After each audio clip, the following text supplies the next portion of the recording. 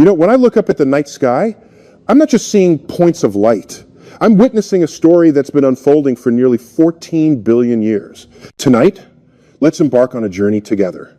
One that will take us from the edges of our cosmic neighborhood to the very boundaries of existence itself. Our home galaxy, the Milky Way, is a magnificent spiral spanning roughly 100,000 light years from edge to edge. Within it, somewhere between 100 and 400 billion stars perform their ancient dance through space. But here's what really gets me.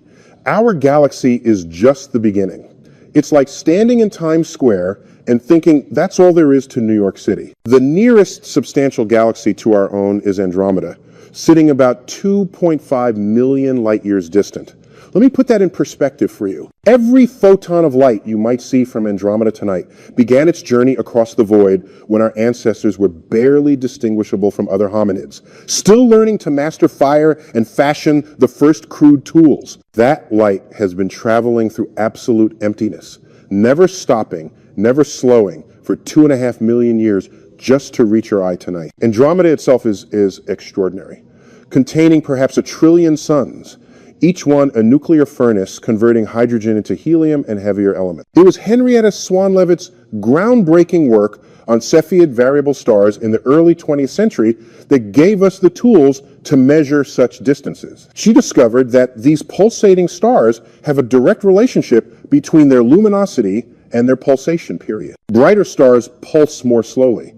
This simple relationship became our first cosmic measuring stick, our first way of reaching out across the cosmos to touch distant shores. We belong to what astronomers call the local group, a gravitationally bound collection of about 80 galaxies dominated by 3 major players: the Milky Way, Andromeda, and the Triangulum Galaxy. This little cluster of cosmic neighbors is itself just a small suburb in a much larger metropolitan area called the Virgo supercluster, home to roughly 1,300 galaxies spread across 110 million light years of space. Here's an analogy I love. If you could somehow compress the Milky Way down to the size of a quarter, the Virgo supercluster would still stretch larger than a professional football stadium. And that's just our local neighborhood in cosmic terms. Recent deep surveys of the cosmos suggest something truly staggering.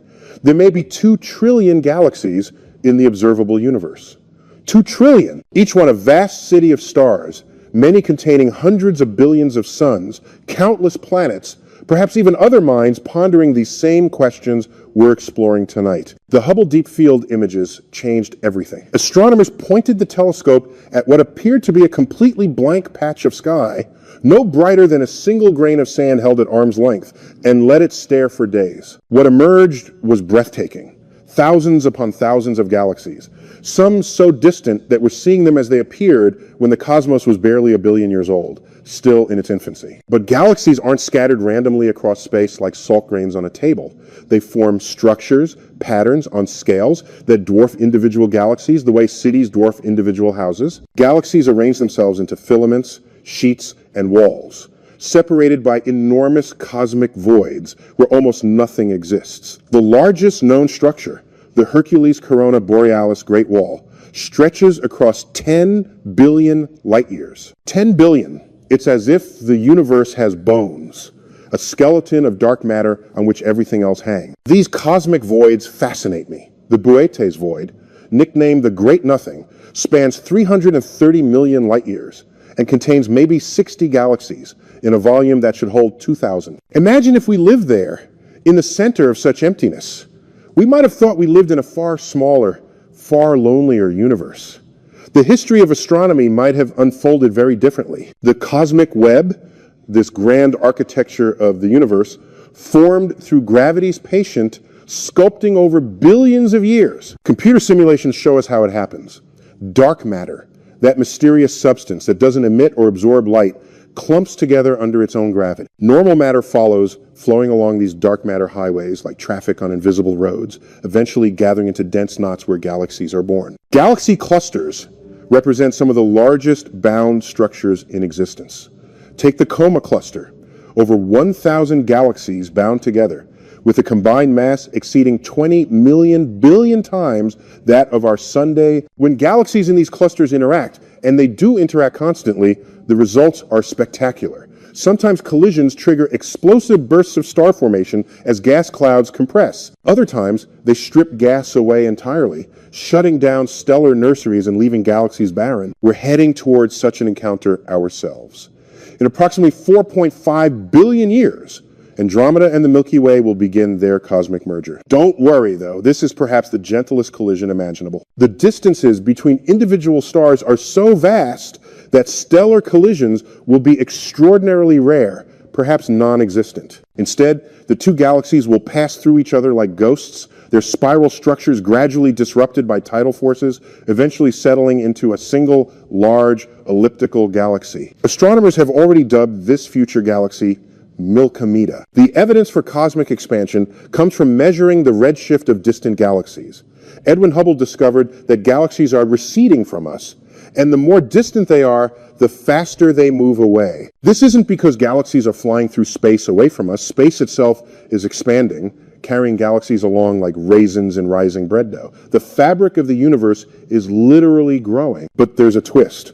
In 1998, astronomers studying distant supernovae made a shocking discovery.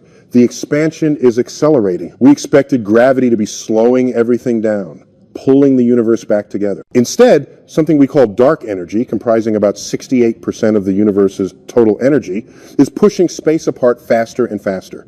We have no idea what dark energy actually is. It's one of the deepest mysteries in all of science. Looking at distant galaxies means looking backward in time. Light travels at a fixed speed about 186,000 miles per second. So when we observe a galaxy 10 billion light years away, we're seeing it as it was 10 billion years ago. The James Webb Space Telescope is now revealing galaxies that formed when the universe was only a few hundred million years old. These early galaxies look different, smaller, more chaotic, with furious rates of star formation as they build themselves from primordial gas. Some of these ancient galaxies harbor quasars, supermassive black holes, billions of times more massive than our sun, actively feeding on surrounding matter and shining brighter than entire galaxies. How such massive black holes formed so quickly after the Big Bang remains unexplained. They grew too fast, too early. Something in our models is incomplete. The most distant light we can observe left its source over 13 billion years ago, when the universe looked radically different from today. By studying this ancient light, we're essentially archaeologists excavating the cosmic past, piecing together how structure emerged from the nearly smooth conditions following the Big Bang. Beyond what we can see lies an even greater mystery. The observable universe has a finite boundary, not because space ends there, but because light from beyond that distance hasn't had time to reach us yet. The actual universe might be infinite, extending forever in all directions, containing infinite galaxies, infinite stars, perhaps infinite worlds bearing life and consciousness. There's something profoundly humbling about grasping these scales. We're standing on a small rocky planet, orbiting an average star, located in the outer regions of an unremarkable galaxy, itself just one among trillions scattered through space and time. Yet somehow, through observation and reasoning, we've mapped this cosmic landscape. We've determined our address in the universe. Let me tell you how we measure these incredible distances, because it's one of humanity's greatest intellectual achievements. How do you measure the distance to something millions or billions of light years away? You can't send a spacecraft there. You can't stretch a tape measure across space. You need to be clever. The story begins with Henrietta Swan Leavitt at Harvard Observatory in the early 1900s. She was studying stars in the Magellanic Clouds, small satellite galaxies orbiting our own. Leavitt noticed something remarkable about certain variable stars that brighten and dim in regular cycles.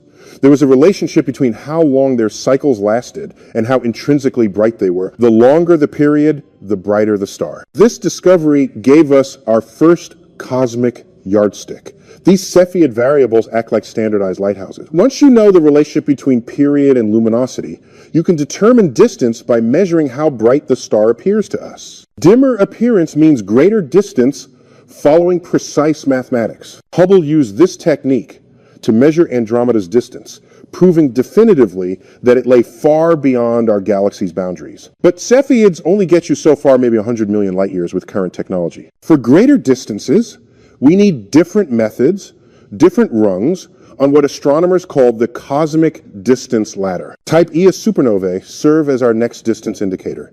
These are exploding white dwarf stars that remarkably reach approximately the same peak brightness every time. They're so luminous, we can detect them across billions of light years, making them perfect standard candles for measuring vast cosmic distances. It was by studying these distant explosions that astronomers discovered the universe's accelerating expansion. There's something elegant about how each distance measurement method builds upon the previous one. We use nearby stars to calibrate Cepheids. Cepheids calibrate supernovae.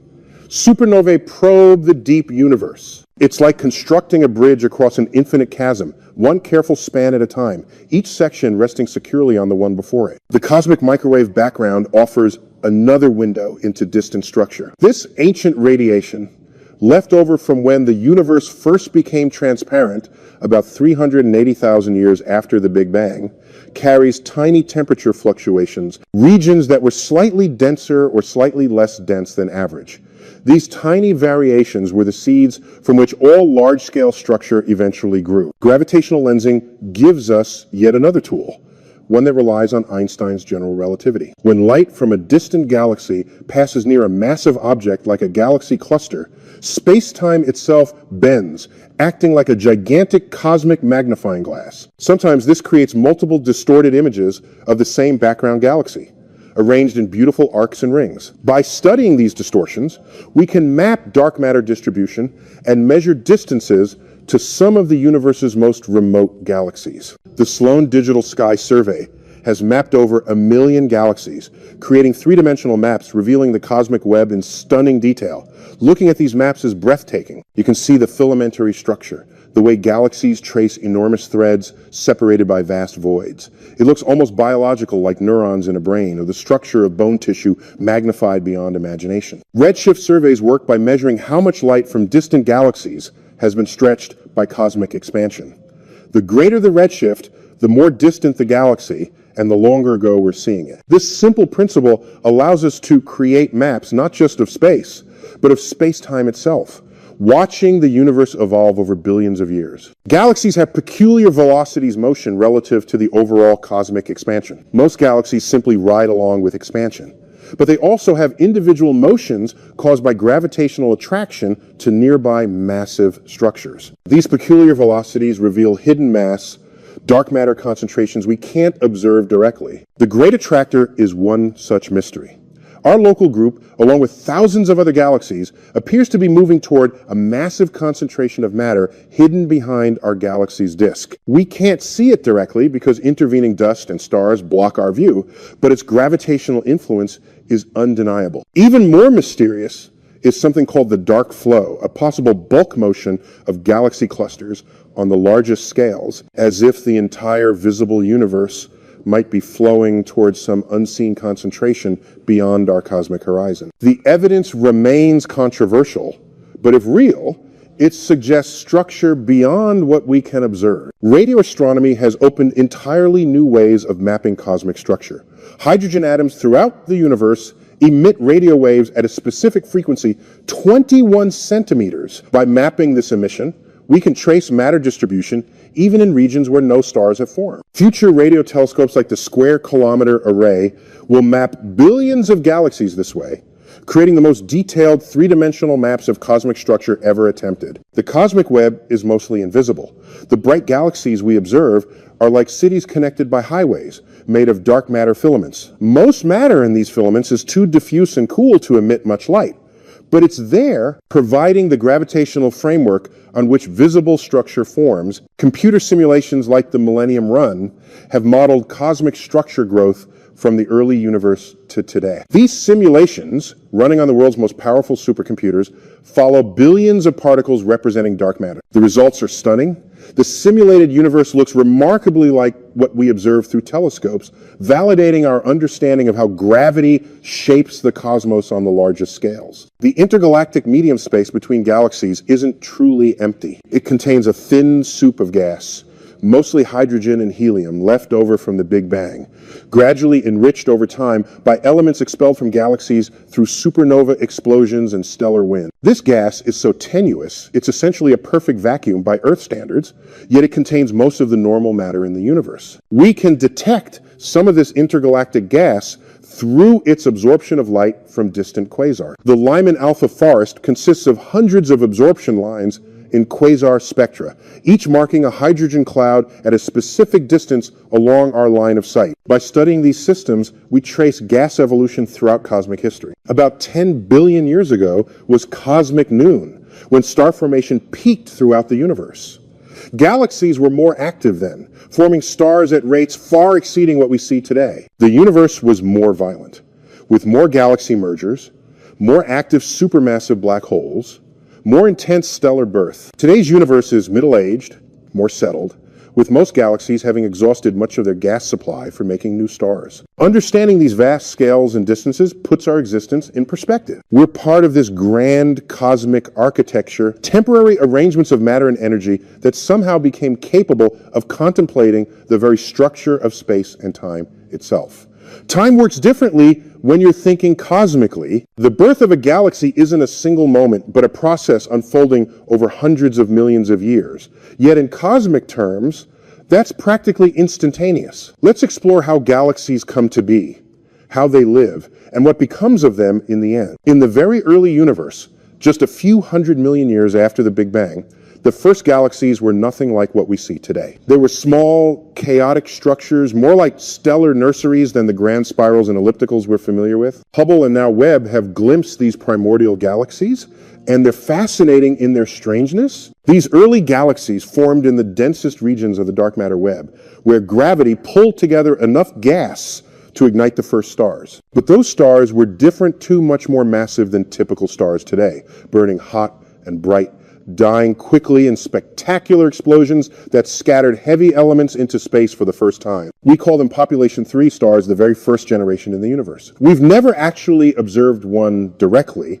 but we know they must have existed because everything heavier than hydrogen and helium had to be forged in stellar cores and supernova explosions. These first stars were probably hundreds of times more massive than our sun, living only a few million years before exploding as pair instability supernovae explosions. So violent they left no remnant behind, just scattered their nuclear ashes into the void. The supermassive black holes at galaxy centers remain one of cosmology's great mysteries.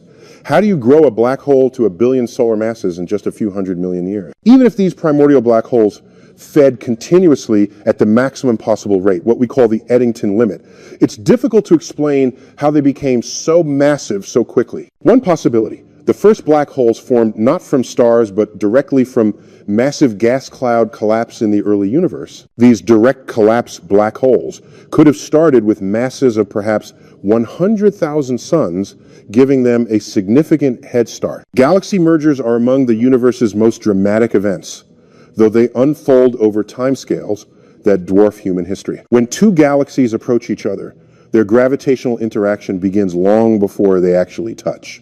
Spiral arms distort, streams of stars get torn away, gas clouds compress, triggering bursts of star formation. Computer simulations of galaxy mergers are beautiful. You can watch millions of years compressed into minutes, see elegant spiral structure disrupted, watch central black holes spiral inward toward each other, eventually merging in a burst of gravitational waves we can now detect here on Earth with instruments like LIGO. But not all galaxy interactions are destructive.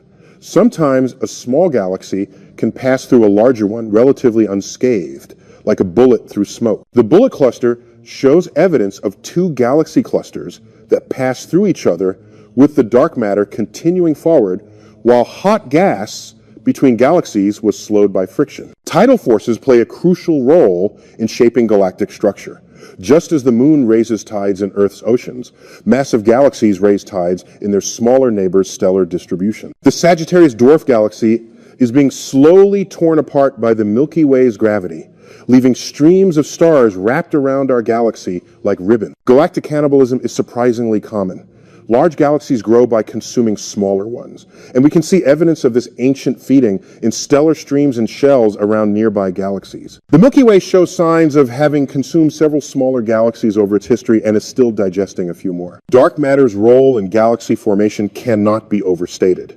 Without it, galaxies as we know them couldn't exist. Visible matter, stars, and gas doesn't have enough gravity to hold these structures together. It's invisible dark matter halos that provide gravitational wells within which normal matter can collect and form stars. Active galactic nuclei represent some of the universe's most luminous objects, powered by matter spiraling into supermassive black holes. As material in the accretion disk heats through friction and magnetic processes, it can reach millions of degrees, shining across the entire electromagnetic spectrum from radio waves to gamma rays. Quasars, the most luminous active galactic nuclei, can outshine their entire host galaxies, making them visible across most of the observable universe. The energy output is staggering. A typical quasar emits as much energy every second as 1 trillion suns, sustained by converting matter to energy at rates of several solar masses per year. Jets launched from near supermassive black holes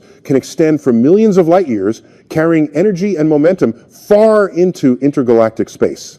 These relativistic jets, moving at nearly light speed, are somehow collimated into narrow beams by magnetic fields, twisted by the black hole's rotation. Black hole feedback is now recognized as crucial for galaxy evolution. Energy released by active black holes can heat surrounding gas, preventing it from cooling and forming new stars. This regulation mechanism may explain why the most massive galaxies are also the most devoid of young stars. The relationship between black hole mass and galaxy bulge mass suggests a deep connection. Across many orders of magnitude, black holes consistently make up about 0.1% of their host galaxy's bulge mass, implying that black holes and galaxies somehow regulate each other's growth. Starburst galaxies represent brief but intense periods when star formation proceeds at rates dozens or hundreds of times higher than normal. These episodes are often triggered by galaxy mergers or interactions that funnel gas toward the galactic center. The resulting burst is spectacular, but short-lived. The galaxy quickly exhausts its gas supply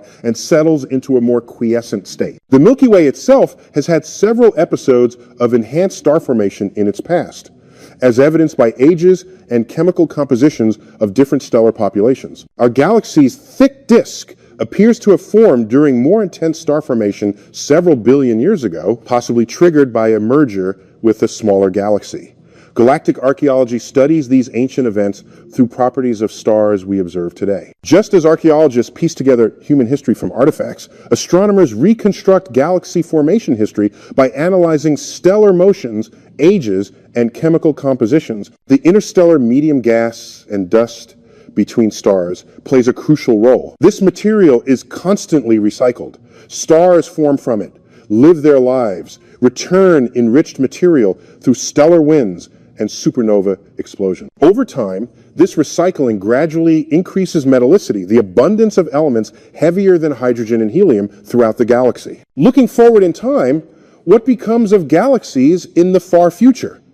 In our local neighborhood, the merger with Andromeda in about 4.5 billion years will create a new galaxy, probably an elliptical, but on much longer timescales, the accelerating expansion will eventually carry distant galaxies beyond our ability to observe them. In perhaps 100 billion years, only the local group will remain visible to any astronomers that might still exist. Even further ahead, as stars exhaust their fuel and new star formation ceases, galaxies will gradually fade to darkness. The universe will enter what cosmologists call the degenerate era, populated only by white dwarfs, neutron stars, and black holes. Eventually, even these remnants may decay, leaving behind only elementary particles in an ever-expanding, ever-cooling cosmos. But that's unimaginably far in the future. For now, for the next trillion years or so, galaxies will continue their stately dance through space, forming new stars, nurturing planets, perhaps fostering life and consciousness and wonder. Dark matter. It's everywhere, surrounding us, permeating space. Yet we can't touch it, can't see it directly, can't even be certain what it's made of. About 85% of all matter in the universe is this mysterious substance. Without it, the cosmic web we've been exploring simply wouldn't exist. Let's dive into this invisible ocean that shapes everything we see. The first hints came in the 1,930 seconds, when Fritz Zwicky studied the Coma cluster. He noticed something peculiar.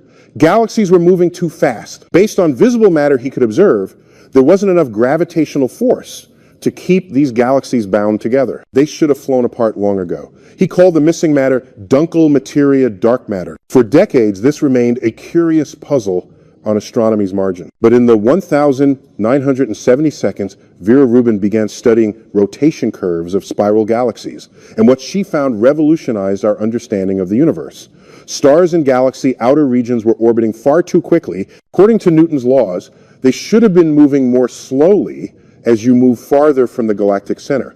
But instead, their velocities remained roughly constant. The only explanation, there had to be much more mass than we could see, roughly 5 times more mass in invisible matter than in visible stars and gas. This dark matter had to be distributed in vast halos surrounding each galaxy, extending far beyond the visible disk.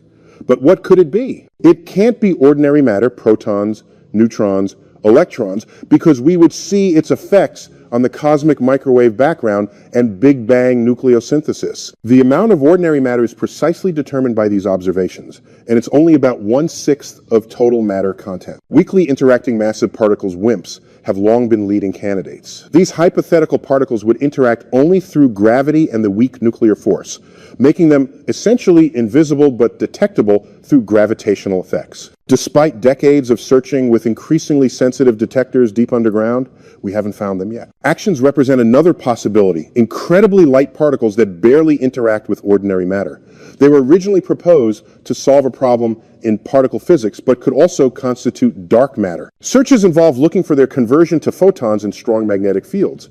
But this too has yielded no definitive results. Primordial black holes form not from stellar collapse, but from density fluctuations in the very early universe, offer yet another candidate. These could range in mass, from asteroids to stars.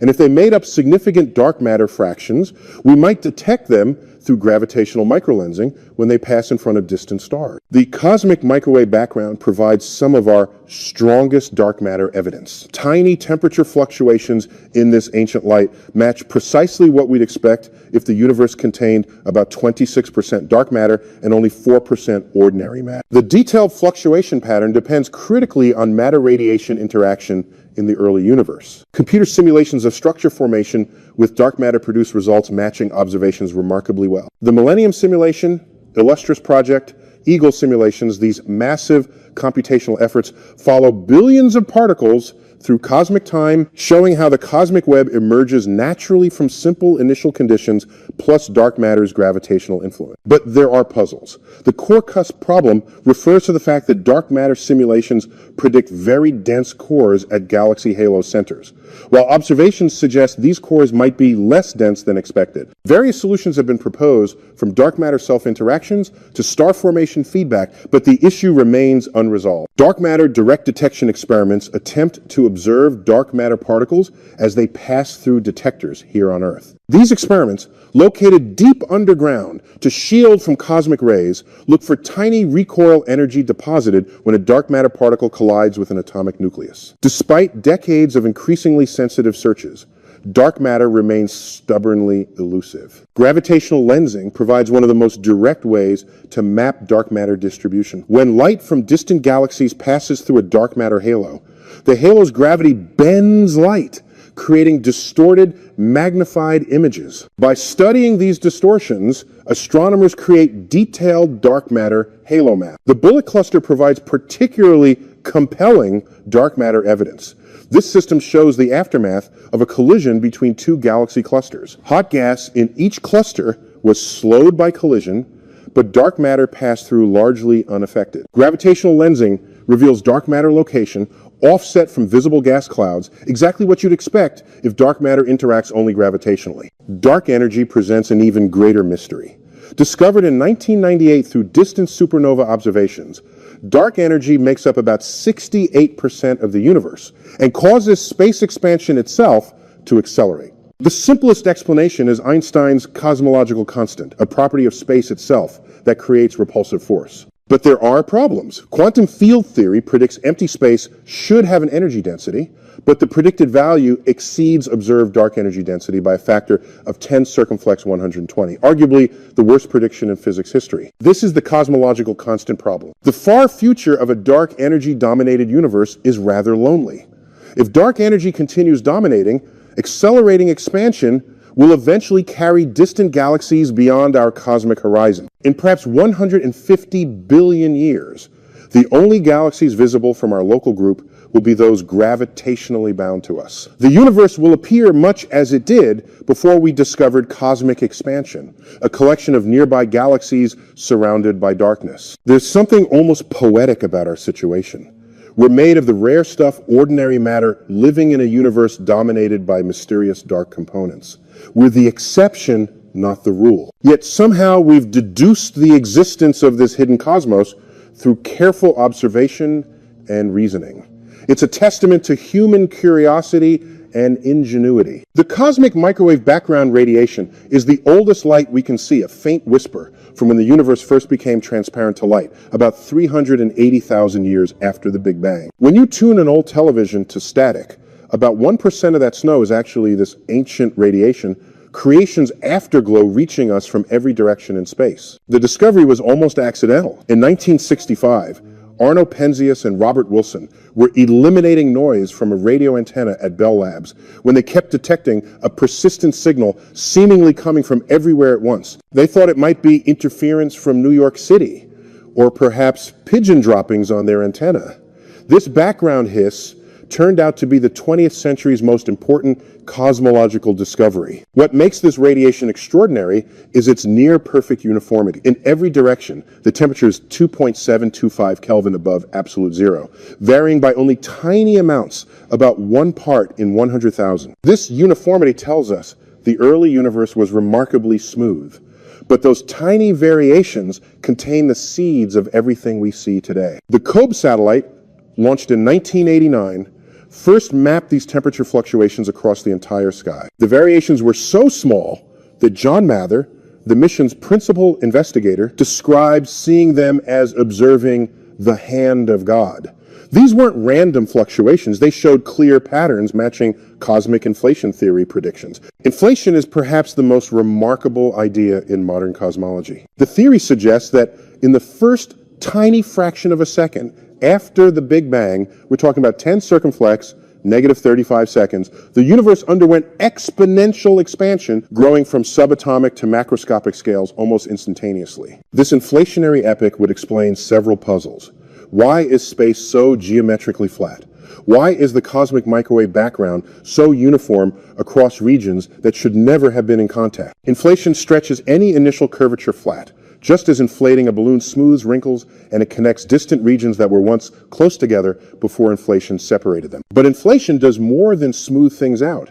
It also creates the fluctuations we observe. Quantum mechanical fluctuations in the inflaton field, the hypothetical field driving inflation, get stretched to cosmic scales during inflation. These quantum fluctuations become density variations that eventually grow into galaxies and galaxy clusters. The Wilkinson Microwave Anisotropy Probe gave us incredibly detailed maps of these ancient fluctuations. The pattern of hot and cold spots is like a baby picture of the universe, showing matter and energy state when the universe was only 380,000 years old, a mere infant in cosmic terms. The Planck satellite provided even more precise measurements, determining our universe's fundamental parameters with extraordinary accuracy. We now know the universe is 13.8 billion years old, geometrically flat to within a fraction of a percent, composed of about 5% ordinary matter, 26% dark matter, and 68% dark energy. But patterns in this ancient light hint at deeper mysteries. The cosmic microwave background shows apparent correlations on scales larger than the cosmic horizon regions that should never have been able to communicate. Some researchers suggest this might be evidence of what came before the Big Bang. Polarization measurements provide additional early universe information. Just as sunlight becomes polarized when reflecting off water, the cosmic microwave background became polarized when it last scattered off electrons in the early universe. These polarization patterns preserve information about conditions at last scattering time. The search for B-mode polarization patterns has become particularly important because these would be direct evidence of gravitational waves from inflation. During inflation, quantum fluctuations in space-time itself would have created a gravitational wave background, leaving distinctive imprints in cosmic microwave background polarization. Bicep experiments at the South Pole have been searching for these primordial gravitational waves. In 2014, they announced a possible B-mode detection, but subsequent analysis showed galactic dust was likely responsible for most of the signal. The search continues with ever more sensitive instruments. Each photon of cosmic microwave background has been traveling toward us for over 13 billion years, carrying information about conditions when the universe was a tiny fraction of its current age. In studying this ancient light, we're essentially doing cosmic archaeology, piecing together the story of how everything began. There's something deeply moving about the fact that this ancient radiation surrounds us always.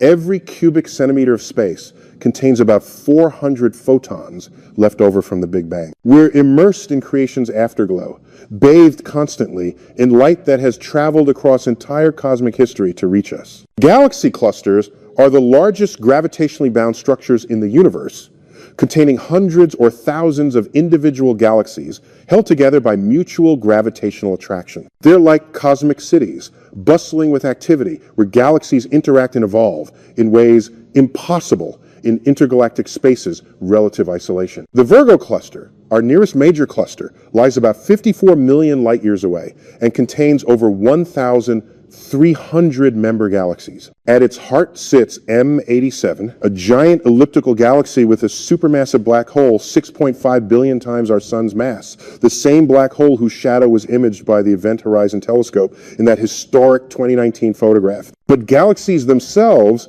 make up only a small fraction of cluster total mass. Most visible matter exists as hot X-ray emitting gas with temperatures of tens of millions of degrees. This intracluster medium contains more mass than all galaxies combined, yet it's incredibly tenuous, a better vacuum than we can create in Earth laboratories. The rest of cluster mass, about 85%, consists of that mysterious dark matter. Galaxy clusters provide some of our best dark matter laboratories because their immense gravity acts like cosmic lenses, bending and distorting light from more distant background galaxies. Gravitational lensing by clusters has revealed remarkable phenomena. Sometimes a single background galaxy appears as multiple images arranged in arcs around the cluster, each image showing the galaxy at a slightly different time due to different light path lengths around the cluster. The most massive clusters can magnify background objects by factors of 10 or more, allowing us to see incredibly distant, faint galaxies that would otherwise be invisible. Hubble's Frontier Fields program used this natural magnification to peer deeper into the universe than ever before, discovering galaxies that formed when the universe was less than 5% its current age. Cluster collisions are among the most energetic events since the Big Bang. When two clusters merge, they release energies equivalent to billions of supernovae, heating intracluster gas to hundreds of millions of degrees and creating shock waves that propagate for millions of years. The Coma cluster, where Zwicky first discovered dark matter evidence, is actually accreting smaller groups and individual galaxies from its surroundings. We can see tidal streams and disturbed galaxy morphologies being pulled into this massive structure, their gas stripped away by ram pressure as they plunge through hot intracluster medium. Perseus cluster shows another face of cluster dynamics. At its center lies a massive elliptical galaxy surrounded by cavities in hot gas bubbles, blown by jets from the central supermassive black hole. These bubbles prevent gas from cooling and forming new stars, demonstrating how active galactic nuclei can regulate star formation on cluster scales. Intracluster light stars stripped from parent galaxies that now orbit freely within the cluster's gravitational well tells the story of galactic interactions over cosmic time. These orphan stars, making up perhaps 10–40% of cluster total stellar content, trace the cluster's assembly history. Radio halos and relics in galaxy clusters reveal relativistic particles and magnetic fields on enormous scales. These diffuse radio sources, often millions of light years across, are thought produced by electrons accelerated by turbulence and shock waves during cluster mergers. They're visible only at radio wavelengths, invisible to optical telescopes. The Sunyaev-Zeldovich effect provides another way to study clusters. Hot electrons in intracluster medium scatter cosmic microwave background photons, slightly shifting their energies and creating distinctive signatures in the microwave sky. This effect allows us to detect clusters at any redshift, making it a powerful cosmological tool. Cluster abundance, the number of clusters as a function of mass and redshift, provides one of the most sensitive cosmological model tests. The formation of these massive structures depends critically on dark matter amount, dark energy properties, and initial inflation fluctuations. The galaxy cluster mass function describing how many clusters exist at different mass scales is extremely sensitive to cosmological parameters. Small changes in matter density or dark energy equation of state can produce large changes in the number of the most massive clusters we observe. Looking toward the future, dark energy will eventually overcome gravitational attraction holding galaxy clusters together. In perhaps 150 billion years,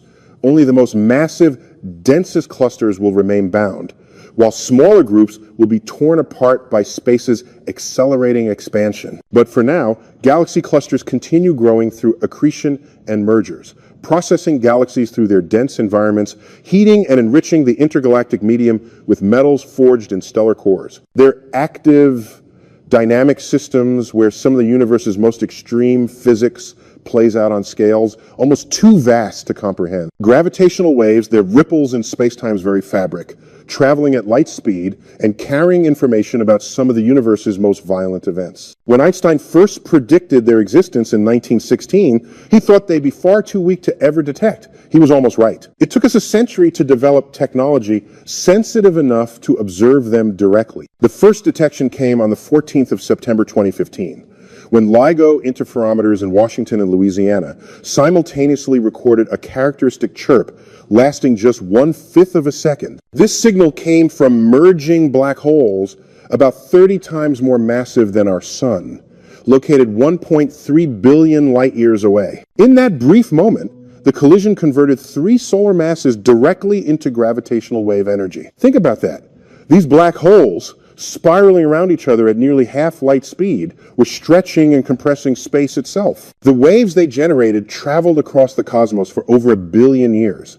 And when they finally reached Earth, they stretched our 4-kilometer detector arms by less than 1/10,000th the width of a proton. The technology required to detect such tiny distortions is extraordinary. LIGO uses laser interferometry, splitting a laser beam and sending halves down perpendicular arms. When a gravitational wave passes through, it slightly changes one arm's length relative to the other, creating an interference pattern revealing the wave's presence. But the challenges are immense. Detectors must be isolated from every conceivable vibration source: earthquakes, ocean waves, even thermal motion of atoms in mirrors. The mirrors themselves are among the smoothest objects ever created, with surface irregularities smaller than 1/10,000th of light's wavelength. Since that first detection, LIGO and its European counterpart Virgo have observed dozens of gravitational wave events. Most are black hole mergers.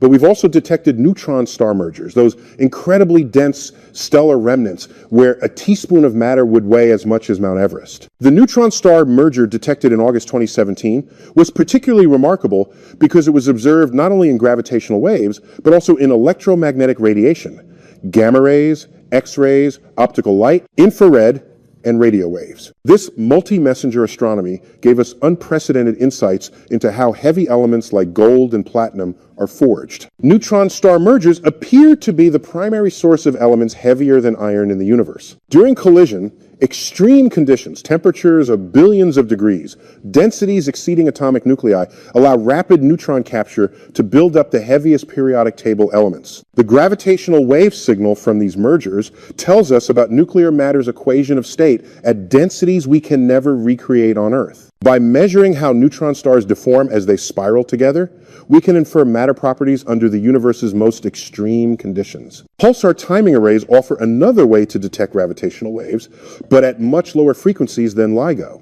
Pulsars are rapidly rotating neutron stars emitting radio wave beams like cosmic lighthouses. By precisely timing pulse arrivals from an array across the galaxy, astronomers can detect tiny changes caused by gravitational waves passing between us and these stellar beacons. Recent pulsar timing array announcements suggest we may be seeing the collective gravitational wave background from supermassive black hole mergers throughout cosmic history. As galaxies merge, their central black holes eventually merge too, and these massive coalescences produce gravitational waves still echoing through the universe today. Space-based gravitational wave detectors, like the planned LISA mission, will open entirely new frequency ranges. LISA will consist of 3 spacecraft in triangular formation separated by millions of kilometers, sensitive to gravitational waves from sources LIGO cannot detect.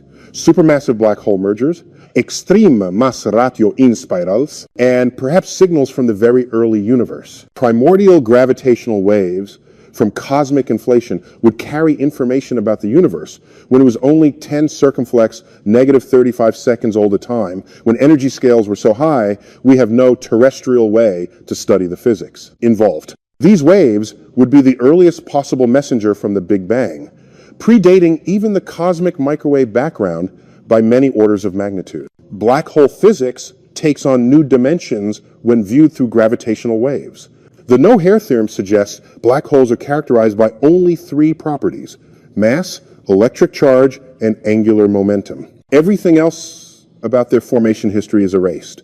But gravitational waves from final moments before merger preserve information about these fundamental properties. The ring-down phase immediately after black hole merger produces gravitational waves at characteristic frequencies, depending only on the final black hole's mass and spin. It's like striking a bell, the resulting tone tells you about the bell's properties. By measuring these frequencies, we can test whether the merged object really is a black hole, as general relativity describes. The discovery of gravitational waves has opened an entirely new field of astronomy. Just as electromagnetic astronomy revealed phenomena invisible to optical telescopes, radio galaxies, X-ray binaries, gamma-ray bursts, gravitational wave astronomy is revealing a universe rich in phenomena we never knew existed. Standing here on Earth, we're now part of a universe where space and time themselves have become messengers, carrying news of cosmic catastrophes across billions of years to our sensitive instruments. We've learned to listen to the universe in an entirely new way,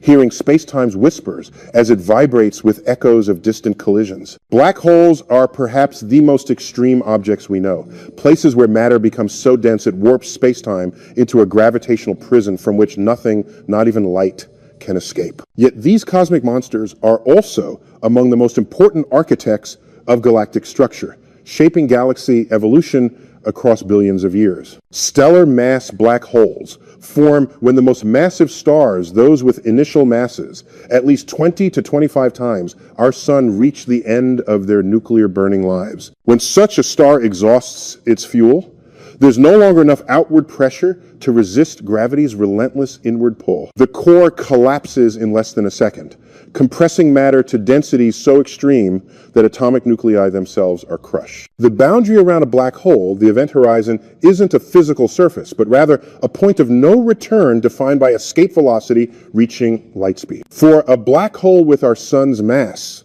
this boundary would have a radius of about 3 kilometers. Cross this invisible threshold, and you're doomed to spiral inexorably toward the central singularity. But black holes aren't the cosmic vacuum cleaners they're sometimes portrayed as. The gravitational influence at large distances is no stronger than any other object with the same mass. If our sun were somehow replaced by an equal mass black hole, Earth would continue in its orbit unchanged. We'd simply freeze to death in darkness. The real drama happens close to the event horizon where tidal forces become extreme. As an unfortunate astronaut fell toward a stellar mass black hole, gravitational pull on their feet would become significantly stronger than on their head, stretching them into a thin strand in a process, rather morbidly, called spaghettification. Time dilation near black holes creates some of physics' strangest phenomena. To an outside observer, someone falling toward a black hole would appear to slow down as they approach the event horizon, their image growing redder and fainter until it faded from view. But from the falling person's perspective, they would pass through the event horizon in finite time, experiencing nothing unusual at that moment. Supermassive black holes are in a league of their own, millions or billions of times more massive than stellar remnants, residing at nearly every large galaxy's center. The one at our Milky Way's center, Sagittarius A*, has a mass of about 4 million suns compressed into a region smaller than Mercury's orbit. How these supermassive giants formed so early in cosmic history remains one of astrophysics' great puzzles. James Webb has found evidence of billion solar mass black holes when the universe was less than 7% its current age. Seemingly too little time for them to have grown from stellar mass seeds through normal accretion. The Event Horizon Telescope has given us our first direct black hole images, or rather, their shadows cast against glowing accretion disks surrounding them. The M87 black hole image released in 2019 showed a ring of light around a dark central region. Exactly as general relativity predicted, active galactic nuclei represent some of the universe's most luminous objects, powered by matter spiraling into supermassive black holes. As accretion disk material heats through friction and magnetic processes, it can reach millions of degrees, shining across the entire electromagnetic spectrum, from radio waves to gamma rays. Quasars, the most luminous active galactic nuclei, can outshine their entire host galaxies, making them visible across most of the observable universe. The energy output is staggering. A typical quasar emits as much energy every second as 1 trillion suns, sustained by converting matter to energy at rates of several solar masses per year. Jets launched from supermassive black hole vicinity can extend for millions of light years, carrying energy and momentum far into intergalactic space. These relativistic jets, moving at nearly light speed, are somehow collimated into narrow beams by magnetic fields twisted by black hole rotation. Black hole feedback is now recognized as crucial in galaxy evolution.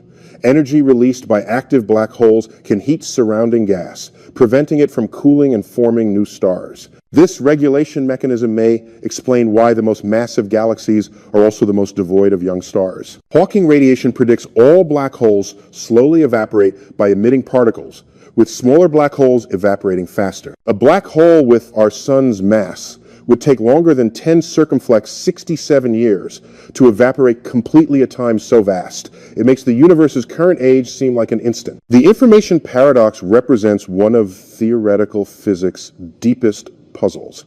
If black holes can evaporate completely through Hawking radiation, what happens to information that fell into them? Quantum mechanics says information cannot be destroyed, but general relativity suggests it disappears behind the event horizon. Black hole mergers detected by gravitational wave observatories have revealed an unexpected population of stellar mass black holes, more massive than those known from X-ray observations. These heavy stellar black holes, with masses of 20 to 80 solar masses, challenge our understanding of how massive stars evolve and what happens during core collapse. Rotating black holes. Kerr black holes drag spacetime around with them in a process called frame dragging.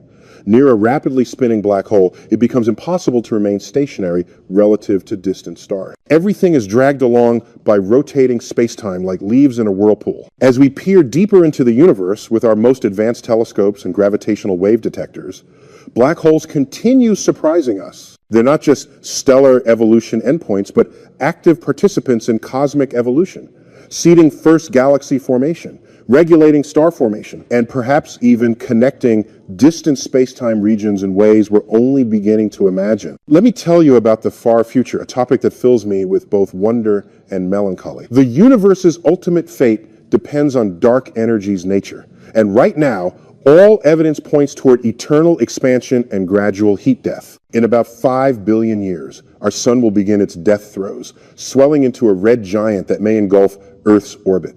But this local catastrophe barely registers against cosmic evolution's backdrop. The universe will still be young then, with countless star formation events yet to come, countless worlds yet to be born. The Andromeda collision, now about 4.5 billion years in our future, will reshape our local cosmic neighborhood. Gravitational disturbances may trigger new star formation waves, and any civilization surviving the merger will find themselves citizens of a grander galaxy. Milkomeda, stellar evolution will continue its inexorable course.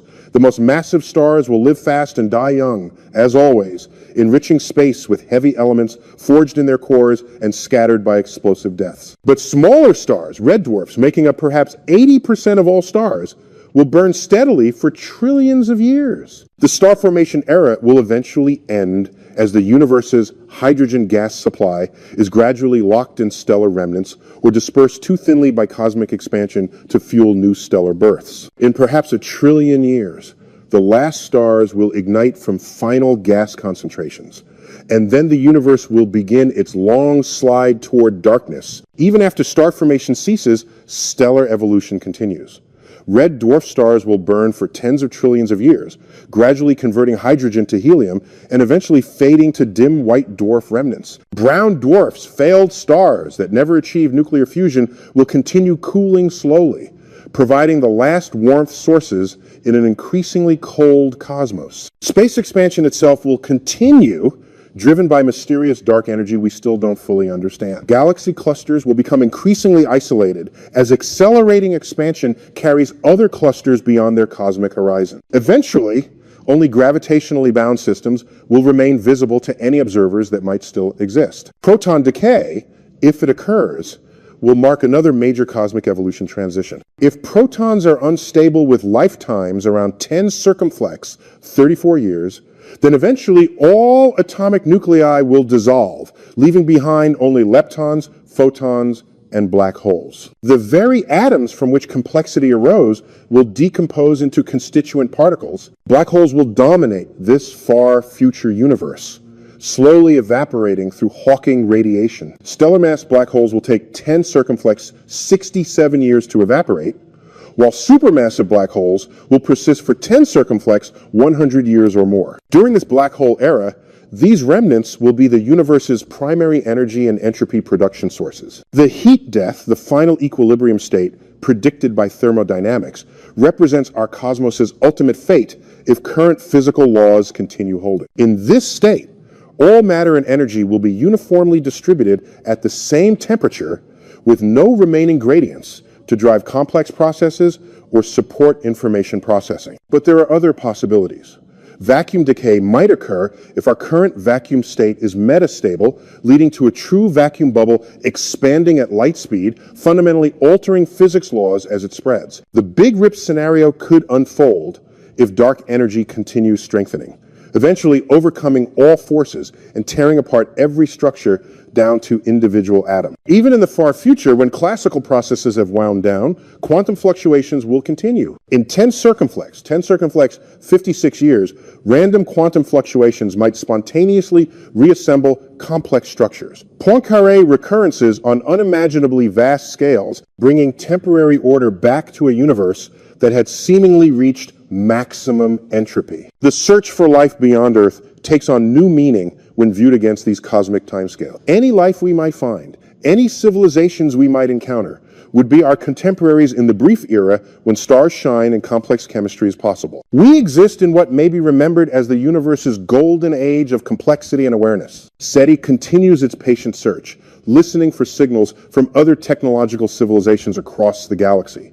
But perhaps the search should also look forward. What might intelligence become given millions or billions of years of development? How might consciousness adapt to survive cosmic evolution's changing conditions? The Fermi paradox asks why, in a galaxy of hundreds of billions of stars, we seem alone. Perhaps the answer lies not in life origin's rarity, but in long-term survival challenges in a universe of finite resources and relentless change. Or perhaps intelligence naturally transcends its biological origins in ways making it invisible to our current search methods. Looking beyond our galaxy to the cosmic web of structure we've explored, we might ask, could intelligence eventually spread across intergalactic distances? Could sufficiently advanced civilizations harness entire galaxy cluster energy, engineering structures on cosmic scales we can barely imagine? The concept of cosmic evolution includes not just matter and energy evolution, but potentially consciousness evolution itself. If mind can emerge from matter under the right conditions, what might consciousness become on timescales of millions, billions, or trillions of years? Some have speculated about post-biological intelligence minds uploaded to computational substrates, freed from biological constraint, potentially surviving long after stars have died. Others imagine consciousness finding ways to tap into dark energy itself, or discovering methods to create pocket universes with more favorable conditions for complexity. These are speculations, of course, thought experiments at the boundary of science and philosophy. But they're worth contemplating because they force us to think about intelligence and consciousness not as fixed things, but as ongoing evolutionary processes that might continue adapting as the universe itself evolves. Standing beneath the night sky tonight, we're witnesses to an unfolding cosmic story. The photons entering our eyes left distant stars years, centuries, or millennia ago. We're seeing the universe not as it is, but as it was, looking backward through time with every glance upward.